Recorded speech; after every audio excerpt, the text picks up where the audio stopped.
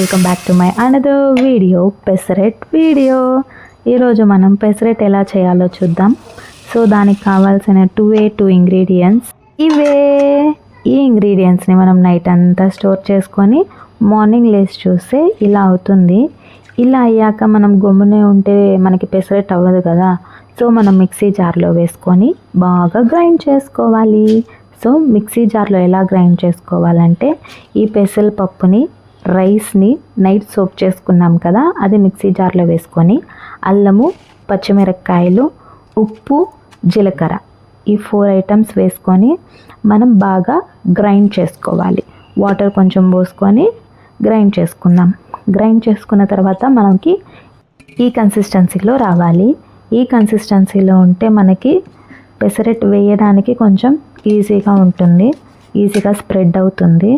మరి కొంచెం పలసగా వేసుకోండి పెసరెట్ అనేది.